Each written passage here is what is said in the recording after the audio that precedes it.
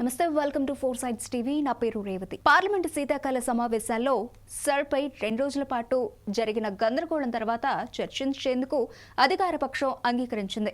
వందే మాత్రం ఎన్నికల సంస్కరణలపై చర్చించేందుకు సమయంతో పాటు తేదీని నిర్ణయించింది. పార్లమెంటు శీతాకాల సమావేశాలు సోమవారం ప్రారంభమైన విషయం తెలిసిందే. తొలి రోజే సర్పై చర్చించాల్సిందేనని ప్రతిపక్షాలు డిమాండ్ చేశాయి.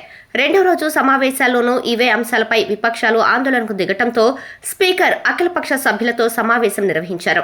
ఎట్టకేలకు అధికార పక్షం చర్చకు అంగీకరించింది. అయితే ప్రత్యేకంగా సర్పై కాకుండా ఎన్నికల సంస్కరణలు అనే విస్తృత అంశాన్ని సభ ముందు ఉంచనున్నట్లు తెలుస్తోంది. ఈ విషయాన్ని పార్లమెంట్ వ్యవహారాల శాఖ మంత్రి కిరణ్ రిజిజు మీడియాకు వెల్లడించారు. ఈ నెల 7వ తేదీతో వందే మాతరం గీతం 150 ఏళ్లు పూర్తి చేసుకుంటున్నందున దీనిపై తొలుత చర్చించేందుకే తాము ప్రాధాన్యత ఇస్తున్నట్టు వివరించింది కేంద్ర ప్రభుత్వం. సోమవారం మధ్యాహ్నం 12 గంటలకు ప్రారంభమవుతుందని, 10 గంటల సమయం కేటాయించాలని బీఏసీ సమావేశం నిర్ణయించింది. ప్రధానమంత్రి నరేంద్ర మోదీ కూడా హాజరవుతారు.